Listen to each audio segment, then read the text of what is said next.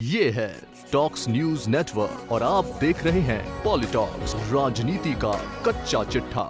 कोटा दक्षिण नगर निगम में मेयर के मुकाबले को लेकर नेताओं की बयानबाजी जारी है। विधानसभा में उपनेता प्रतिपक्ष एवं निगम चुनाव के कोटा जिला समन्वयक राजेंद्र राठौड़ ने मोर्चा खोलते हुए कांग्रेस नेताओं पर कोटा दक्षिण नगर निगम में बोर्ड बनाने के लिए सत्ता के दुरुपयोग का आरोप लगाया है। राठौड़ ने कहा, बोर्ड बनाने के लिए यूडीएच मंत्री शांति धारीवाल के इशारे पर पुलिस प्रशासन निर्दलीय पार्षदों और उनके परिजन पर कांग्रेस का समर्थन करने के लिए दबाव डाल रहे हैं।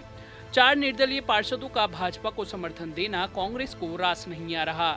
उधर यूडीएच मंत्री शांति धारीवाल ने बीजेपी के सत्ता का दुरुपयोग करने के आरोप पर पलटवार करते हुए कहा कि कांग्रेस कभी सत्ता का दुरुपयोग नहीं करती, यह काम बीजेपी सरकारों का रहा है।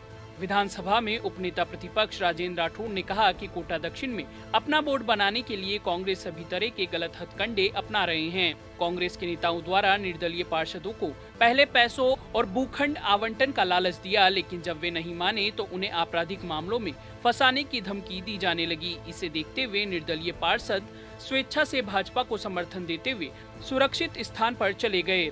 राठौड़ ने मंत्री धारीवाल पर आरोप लगाते हुए कहा कि धारीवाल के तेवर के चलते पुलिस के वरिष्ठ अधिकारी भी दबाव में गलत काम करने से मना नहीं कर पा रहे हैं। पिछले दिनों कोटा दक्षिण क्षेत्र में कार्यरत एक पुलिस उप अधीक्षक ने जब दबाव में गलत काम करने से मना किया तो उनको एपीओ कर दिया गया। ऐसे में पुलिसकर्मी वही कर रहे हैं जो उन्हें जयपुर से कहा जा रहा है। उपनेता प्रतिपक्ष ने ये भी कहा कि कांग्रेस नेता पुलिस का इस्तेमाल कर इन निर्दलीय पार्षदों के घर जाकर उनके परिजनों को धमकियां दे रहे हैं।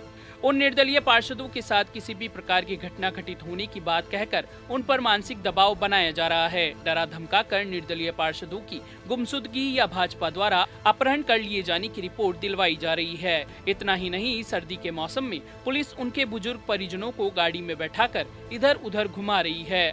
राजेंद्र राठौड़ ने कहा कि ऐसे में इस आशंका से इनकार नहीं किया जा सकता है कि कांग्रेस के दबाव में अधिकारी मतदान में भी धांधली करवा दें। उन्होंने राज्य चुनाव आयोग से पर्यवेक्षक भेजने और भाजपा का समर्थन कर रहे निर्दलीय पार्षदों की सुरक्षा सुनिश्चित करने की मांग की।